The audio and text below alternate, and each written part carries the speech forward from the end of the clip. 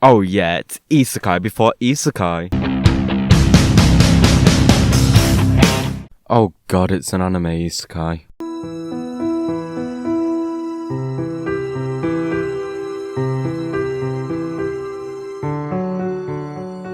If you didn't know, isekai roughly translates to another world.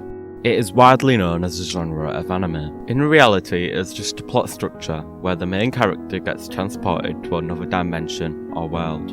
And god damn it, has it been used way too much.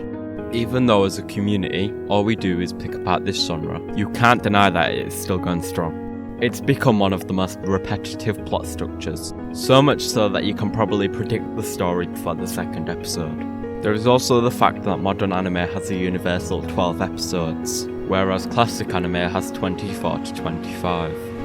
The latter helps the pacing of the story and allows for a lot more character development, yet the 12 episode isekai garbage is still constantly popping up, making its way into every seasonal anime list, ever. The thing that's so great about Sword Art Online is its originality. Wait, an original isekai? Fuck me! SAO came up before the isekai boom. You can even say that it started it. It can be argued that Sword Art isn't actually an isekai because they never leave their world. But it can also be argued that those who say that are dickheads. The plot follows our protagonist Kirito and his battle to complete SAO. But of course it's isekai, so waifus! You can come out of this two different ways, rather loving it or hating it. Cause you know, everything else is invalid. Spoiler warning for the following scenes. If you don't want any spoilers, there'll be a time card for you to skip to right now. Since you're still watching, I'm guessing you don't mind about spoilers. Now let's explore the plot of the first episode. On November the 6th, 2022, the VR MMORPG Sword Art Online is officially released, with 10,000 copies released and sold immediately.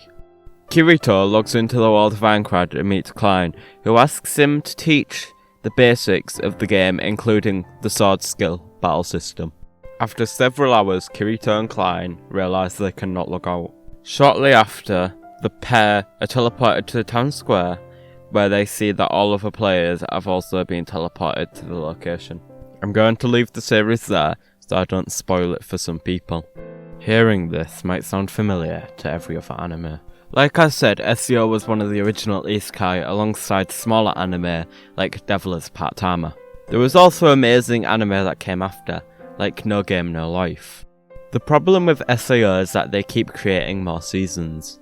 I would have loved it if they ended this series on episode 15, season 1, with Kirito limping out the hospital to find Osuna. This would have given us closure on the ending, however they created 3 more seasons of 25 episodes.